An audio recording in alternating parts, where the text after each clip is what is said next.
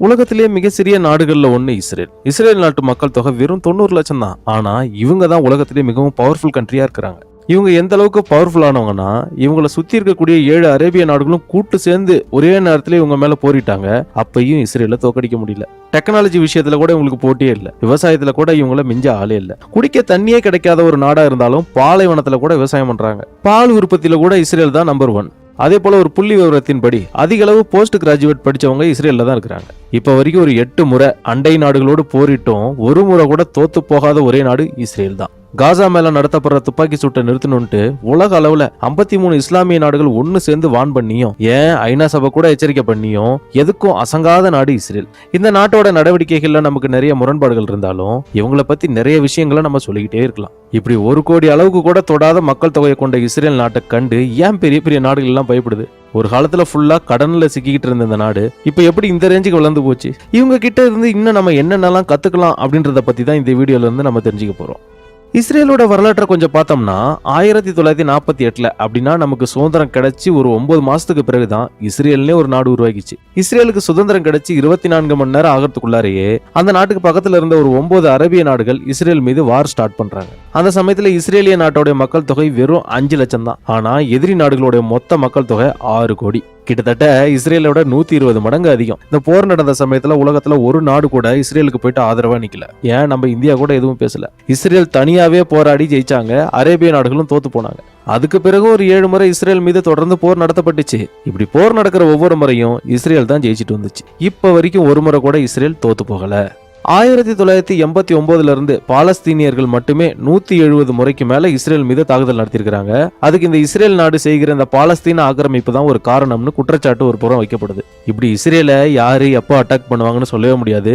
சுத்தி எதிரிகள் தான். ஒவ்வொரு 10 வருஷத்துக்கும் ஒரு முறை கண்டிப்பா போரிட வேண்டிய நிலைமை தான் அங்க இருந்துட்டு இருந்துச்சு. சரி, இப்படி சுத்தி எதிரிகள் மத்தியில் இருக்கக்கூடிய ஒரு நாடு எப்படி இந்த அளவுக்கு டெவலப் ஆச்சு அப்படின்றத பத்தி பார்ப்போம்.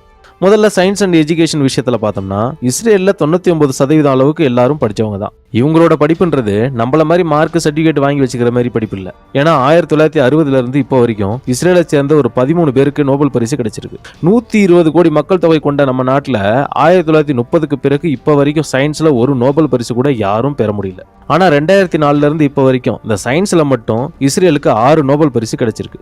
அது மட்டும் இல்லாம வேர்ல்டுல இருக்கக்கூடிய டாப் 100 யூனிவர்சிட்டிஸ்ல இஸ்ரேலுக்கு சொந்தமான ஒரு 3 யூனிவர்சிட்டிஸ்கள் அந்த லிஸ்ட்ல இடம்பெற்றிருக்கு. இஸ்ரேலை விட 150 மடங்கு பெரிய நாடான நம்ம நாட்டுல இருந்து ஒரு யூனிவர்சிட்டி கூட இந்த டாப் 100 யூனிவர்சிட்டியில இடம் பிடிக்கல. அது மட்டும் இல்ல, சொந்தமா சேட்டலைட்ஸ்களை தயாரிச்சு ஸ்பேஸுக்கு அனுப்புற டெக்னாலஜி உலக அளவுல வெறும் 10 நாடுகள் கிட்ட தான் இருக்கு. இதுல இஸ்ரேலும் ஒண்ணு. 1988 இருந்து இப்ப வர இஸ்ரேல் 13 சேட்டலைட்டுகளை ஸ்பேஸுக்கு அனுப்பியிருக்கு. ஏன் நாம கூட ரீசாட் என்ற ஒரு ஸ்பைஸ் சேட்டலைட்டை இஸ்ரேல் கிட்ட தான் வாங்கி ஸ்பேஸுக்கு அனுப்பியிருக்கோம். இந்த சேட்டலைட்டை வச்சு தான் எதிரி நாடுகளை நாம வாட்ச் பண்ணிக்கிட்டே வரோம். ஸ்கூல் பிள்ளைங்க தயாரிச்ச சேட்டலைட்டை ஸ்பேஸுக்கு லான்ச் பண்ண ஃபர்ஸ்ட் கண்ட்ரி கூட இஸ்ரேல் தான். அமெரிக்காவில் ஒவ்வொரு 10,000 பேத்துல ஒரு 85 சயின்டிஸ்ட் அண்ட் இன்ஜினியர்ஸ் இருப்பாங்க. ஜப்பான்ல ஒரு 10,000 பேத்துல 83 சயின்டிஸ்ட் அண்ட் இன்ஜினியர்ஸ் தான் இருப்பாங்க. ஆனா இஸ்ரேல்ல ஒவ்வொரு 10,000 பேர்ல 140 சயின்டிஸ்டுகள் அண்ட் இன்ஜினியர்ஸ்கள் இருக்கிறாங்க. இதை வச்சு நீங்க புரிஞ்சுக்கலாம் இஸ்ரேலோட எஜுகேஷன் சிஸ்டம் எந்த லெவலுக்கு இருக்குன்னு. இதுக்கு மெயின் காரணம் என்னதுன்னா இஸ்ரேலோட கவர்மெண்ட் தான். ஏன்னா 1950-60களில் இவங்களோட பட்ஜெட்ல 30% ஸ்கூல்ஸ்க்கும் அப்புறம் யூனிவர்சிட்டிஸ் டெவலப்மெண்ட்டுக்காகவே செலவு பண்ணாங்க. அடுத்து இஸ்ரேலோட அக்ரிகல்ச்சர் பத்தி பார்ப்போம். இஸ்ரேல்ல இருக்கக்கூடிய 66% நிலமெல்லாம் பாலைவனம் தான். இங்க மழை கூட ரொம்ப கம்மியா தான் பெய்யும். குடிக்க கூட இவங்களுக்கு தண்ணி கிடைக்காம பக்கத்துல இருக்கக்கூடிய கடல்ல இருக்கிற உப்பு தண்ணியை எடுத்து அதுல உப்பை சுத்திகரிப்பு பண்ணி அதை தான் குடிக்கிற தண்ணியை யூஸ் பண்ணிட்டு வராங்க. குடிக்கவே தண்ணி இல்ல, இவங்க எப்படி விவசாயம் எல்லாம் பண்றாங்க அப்படின்னு யோசிக்கிறீங்களா? இங்க இஸ்ரேல்ல வீட்டுக்கு யூஸ் பண்ற 60% வாட்டர், அப்புறம் ஃபேக்டரிஸ்ல யூஸ் பண்ற 85% வாட்டர், இதுக்கெல்லாம் கடல்ல இருந்து தண்ணியை எடுத்து டிசாலினேட் பண்ணி தான் யூஸ் பண்றாங்க. இப்ப நம்ம கழிவு நீர்ல 20% நீரை சுத்திகரிப்பு பண்றதுக்கே ரொம்ப கஷ்டப்படுறோம். ஆனா இஸ்ரேல்ல 97% தண்ணீரை பியூரிபிகேஷன் பண்ணி அதே தண்ணியில தான் விவசாயத்தையும் பண்ணிக்கிறாங்க. இப்ப குளிக்கிற தண்ணி, பாத்திரம் விளக்குற தண்ணி, இது எல்லாத்தையும் வச்சு விவசாயத்தை முடிச்சிடறாங்க.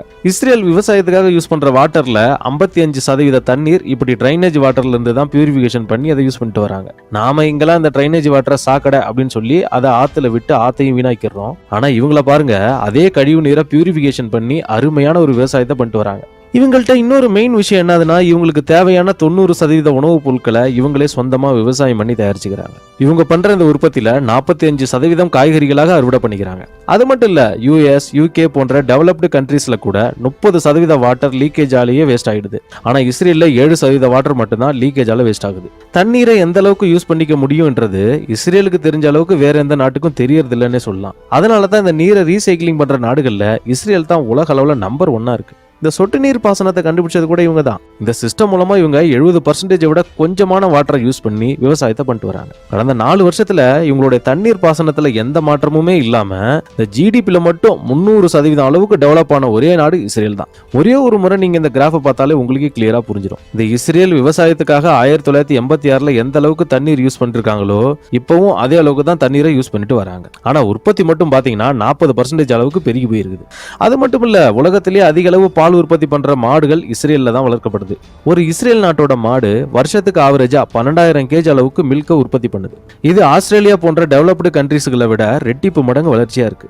பொதுவா உலக அளவுல ஹெக்டருக்கு ஆவரேஜா 50 டன் அளவுக்கு தக்காளி உற்பத்தி பண்றாங்க. ஆனா இதே மாதிரி இஸ்ரேல்ல வந்து பாத்தீங்கன்னா இந்த கிரீன் ஹவுஸ்ல ஹெக்டருக்கு 300 டன் அளவுக்கு தக்காளியை அறுவடை பண்றாங்க. ஒரு சின்ன நாடே பாலைவனம், குடிக்க கூட தண்ணி இல்ல. இந்த மாதிரி நிலைமையில கூட இஸ்ரேல் உலகத்துக்கே விவசாயம்னா எப்படி செய்யணும்னு காட்டிட்டு வராங்க.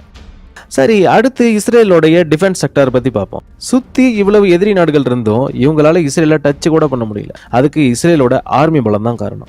இஸ்ரேல் உலக அளவுல ரொம்ப சின்ன நாடு தான். ஆனா அவங்களுடைய ஏர்ஃபோர்ஸ் உலக அளவுல 9வது மிகப்பெரிய அமைப்பா இருக்கு. உலக அளவுல வேகமா முடிவெடுக்கக்கூடிய ஆர்மினா அது இஸ்ரேல் ஆர்மி தான்.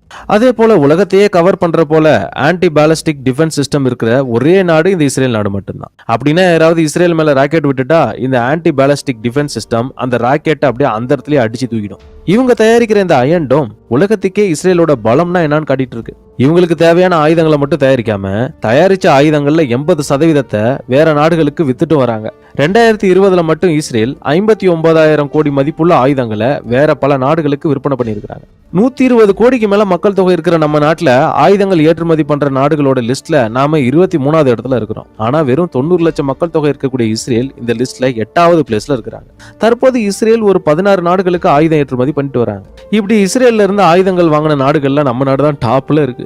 நாம இப்ப வரைக்கும் வாங்கின ஆயுதங்கள்ல 30% ஆயுதங்கள் இஸ்ரேல்ல இருந்து தான் வாங்கிட்டு வரோம். அவங்க விற்கிறதுல டாப்பா இருக்கிறாங்க, நம்ம வாங்குறதுல டாப்பா இருக்கிறோம். இப்படி இஸ்ரேல் நமக்கு மட்டும் இல்ல, US போன்ற வல்லரசு நாட்டுக்கே 10% ஆயுதங்களை எக்ஸ்போர்ட் பண்ணிட்டு இருக்காங்க. ஆயுதங்கள் மட்டும் இல்ல, இந்த ட்ரோனை தயாரிக்கிறதுல கூட இஸ்ரேல் தான் நம்பர் 1.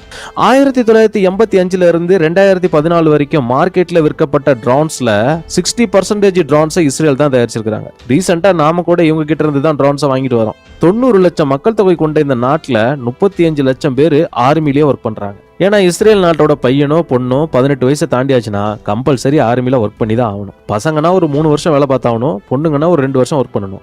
இதுல பெரிய சினிமா நடிகரோட மகனா இருந்தாலும் சரி, பெரிய கோடீஸ்வரனோட மகளா இருந்தாலும் சரி, ஏன் பிரைம் மினிஸ்டரோட பிள்ளைங்களா இருந்தாலும் சரி, ஆர்மில கட்டாயம் ஒர்க் பண்ணி தான் ஆகணும். அதனாலதான் இவங்க நாட்டுல பிரதம மந்திரியா இருக்கிறவர் கூட ஒரு காலத்துல இங்க மிலிட்டரியில ஒர்க் பண்ணவரா தான் இருந்திருப்பாரு. இந்த ரூல்ஸால தான் இஸ்ரேல்ல இருக்கக்கூடிய ஒவ்வொருத்தருமே 18 வயசுலயே ஒரு பிரச்சனை எப்படி ஹேண்டில் பண்ணணும்னு தெரிஞ்சு வச்சிருக்காங்க. நாடுனா முதல்ல என்னன்னு தெரிஞ்சிருக்காங்க. இதுல ரொம்ப இன்ட்ரெஸ்டிங்கான விஷயம் என்னதுன்னா, இஸ்ரேல்ல இருக்கக்கூடிய ஒவ்வொருத்தருக்குமே துப்பாக்கியை எப்படி ஹேண்டில் பண்ணணும்னு தெரிஞ்சிருக்கும். ஏன்னா தேவைப்பட்டுச்சுன்னா அந்த நாட்டுல இருக்கக்கூடிய ஒவ்வொருத்தருமே சடனா போர் வீரராக கூட மாறிடுவாங்க. அடுத்து இந்த இஸ்ரேல்ல இருக்கக்கூடிய ஸ்டார்ட் அப்ஸை பத்தி பார்ப்போம். இஸ்ரேல் இந்த ஸ்டார்ட் அப் கம்பெனிகளுக்கெல்லாம் ஒரு சொர்க்கம் போன்றது. ஒரு பக்கம் இவ்வளவு எதிரிகள் சுத்தி இருந்தாலும் இந்த சின்ன நாட்டில் இருக்கக்கூடிய கம்பெனிஸ்கள் தான் உலகையே ஆண்டுட்டு வருது. மொபைல் போன்ஸ் டெக்னிக்கலா உருவாக்குனது இஸ்ரேல்ல தான். வாய்ஸ் மெயில் டெக்னாலஜி டெவலப் பண்ணதும் இந்த இஸ்ரேல் தான். ஃபர்ஸ்ட் இந்த கம்ப்யூட்டர் வைரஸ் தயாரிச்சதும் இவங்க தான். இவங்க தயாரிச்ச இந்த மொபைல் என்ற கம்பெனியை 2017ல இன்டெல் வாங்கிடுச்சு. இவங்க தயாரிச்ச வேஸ் போன்ற குளோபல் மேப் கம்பெனியை 2013ல கூகுள் வாங்கிடுச்சு.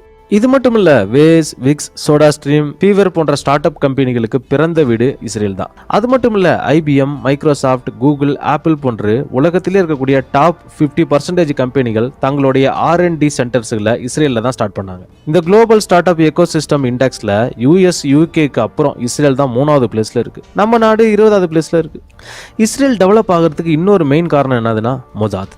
நம்ம நாட்டில் ரா ஏஜென்சி எப்படியோ அதே மாதிரி தான் மொசாத் இஸ்ரேலுக்கு. மொசாத்னா மரணம்னு அர்த்தம். இஸ்ரேலுக்கு எதிராக இருக்கிறவங்க யாரையும் இந்த மொசாத் விட்டு வைக்காதுன்னு அர்த்தம். உலகத்திலேயே டாப் 5 உளவுத்துறை அமைப்புகள்ல இந்த மொசாத்தும் ஒன்று. இஸ்ரேலுக்கு துரோகம் பண்ணவங்க யாரா இருந்தாலும் சரி, அவங்க எந்த நாட்டுல எங்க போய் ஓடி ஒளிஞ்சிட்டாலும் சரி, இந்த மொசாத் அவங்கள தேடி போய் கொன்னே தீருவாங்க. இவங்க பண்ண ஆபரேஷன் பத்தி படிச்சீங்கன்னா இந்த ஜேம்ஸ் பாண்ட் படம்லாம் சும்மா அப்படின்னு நினைப்பீங்க. 1960 ஒரு காலத்துல லட்சக்கணக்கான யூதர்களுடைய சாவுக்கு காரணமாக இருந்த அடால்ஃப் எச்மேன் என்றவர் அர்ஜென்டினால பதுங்கியிருக்காருன்னு கண்டுபிடிச்சு மொசாத் அவரை தேடி பிடிச்சி அவரை திரும்பி இஸ்ரேலுக்கே கூட்டு வந்து கொலை பண்ணாங்க. 1972 ஒரு 11 இஸ்ரேலிய ஒலிம்பிக் பிளேயர்ஸ்களை பாலஸ்தீன் தீவிரவாதிங்க சுட்டு கொண்டுட்டாங்க. இந்த சம்பவத்துக்கு காரணமான ஒவ்வொருத்தரையும் விடாம தேடி தேடி கொண்டாங்க மொசாத். 1976 94 இஸ்ரேலியர் பயணிச்ச விமானத்தை தீவிரவாதிங்க கடத்திட்டாங்க. அப்ப 90 நிமிஷத்துக்குள்ளார ஷார்ட் டைம்ல இஸ்ரேல் ஆர்மி அவங்களை காப்பாத்த காரணமே இந்த மொசாத் ஏஜென்சி பின்னாடி இருந்து செயல்பட்டதால் தான். ரீசெண்டா ஈரானை சேர்ந்த நியூக்ளியர் சயின்டிஸ்ட் மொக்சன் ஃபெகர்ஸத்தையும் அவரோட மனைவியும் ஜஸ்ட் 3 நிமிஷத்துல ரிமோட் கண்ட்ரோல் கன்னை யூஸ் பண்ணி கொண்டது மொசாத் தான். இப்படி 1 இல்ல 2 இல்ல, இஸ்ரேல் நாட்டுக்கு எப்பெல்லாம் சிக்கல் வருமோ அப்பெல்லாம் அதை சரி பண்றதுல மொசாத் தான் ஃபர்ஸ்ட் வந்து நிற்பாங்க. அதனாலதான் மொசாத் இந்த வேர்ல்டு லெவல்லயே டாப் 5 உளவுத்துறை ஏஜென்சியா இருக்கிறாங்க. கடைசியா இஸ்ரேலோட சைபர் செக்யூரிட்டி பத்தி பார்ப்போம். இந்த சின்ன நாட்டுல கிட்டத்தட்ட 500க்கும் மேற்பட்ட சைபர் செக்யூரிட்டி கம்பெனிஸ்கள் இருக்கு. இந்த உலகத்திலே 7000 கோடி அளவுக்கு வருமானம் உள்ள சைபர் செக்யூரிட்டி கம்பெனிஸ்களே கொஞ்சம் தான். அந்த கொஞ்சத்துல கூட 33% கம்பெனிகள் இந்த இஸ்ரேல்லே இருக்கு. இஸ்ரேல் ஒவ்வொரு வருஷமும் 70,000 கோடி மதிப்புள்ள சைபர் செக்யூரிட்டி சொல்யூஷன்ஸை வேற நாடுகளுக்கு வித்துட்டு வியாபாரம் பண்றாங்க. இந்த உலக அளவுல சைபர் செக்யூரிட்டிக்காக செலவு பண்ற ஒவ்வொரு 100 ரூபாயிலையும் 40 ரூபாய் இந்த இஸ்ரேல் கம்பெனிக்கு தான் போய் சேருது. இந்த இஸ்ரேல் இப்படி சைபர் உலகத்துல ஒரு கிங்கா மாற மெயின் ரீசன், இங்க ஹை ஸ்கூல்ல இருந்தே இந்த சைபர் செக்யூரிட்டியை ஒரு ஆப்ஷனல் சப்ஜெக்டா வச்சிருக்காங்க. இந்த நாட்டில் இருக்கக்கூடிய பல யூனிவர்சிட்டிஸ்கள்லாம் அண்டர் கிராஜுவேஷன்லயே இன்டர்நெட் சைபர் செக்யூரிட்டி கோர்ஸ் சொல்லி தராங்க. இந்த உலகத்திலேயே சைபர் செக்யூரிட்டியில PhD கொடுத்த ஃபர்ஸ்ட் நாடும் இஸ்ரேல் தான். இப்படி சின்ன நாடா இருந்தாலும் நம்மை போன்ற ஒரு பெரிய நாட்டுக்கு இவங்க முன் உதாரணமா தான் இருந்துட்டு வராங்க. ஆனா இதுல பேட் லக்கான விஷயம் என்னதுன்னா, இப்ப வர ஒரு 24 நாடுகள் இஸ்ரேல ஒரு நாடாவே ஏத்துக்கல. முன்னாடி நம்ம நாடு கூட இதை ஏத்துக்கல. 1947 இஸ்ரேல் நாட்டுக்கு எதிராக UN ஓட்டு போட்ட நாடுகள்ல நம்மளும் ஒருத்தவங்க தான். ஏன்னா இஸ்ரேல ஒரு சுதந்திர நாடா நம்ம ஏத்துக்கவே சில வருடங்கள் தேவைப்பட்டுச்சு. ஏன்னா இஸ்ரேல் ஒரு யூத மத நாடு, இவங்க பாலஸ்தீனத்தை ஆக்கிரமிப்பு பண்றத ஒரு குற்றச்சாட்டு இருக்கு. இதனால முஸ்லீம் நாடுகளோட சண்டை சச்சரவா அங்க போயிட்டு இருக்கு. இந்த மதவாத அரசியலோட தாக்கம் இந்திய அரசியலை பாதிச்சிடும்னு கடந்த 70 வருஷமா இந்திய பிரதமர்கள் யாருமே அந்த நாட்டுக்கு போனதே இல்லை. இப்ப ரீசெண்டா தான் தற்போதைய பிரதமர் நரேந்திர மோடி கூட அங்க போயிட்டு விசிட் பண்ணியிருந்தார்.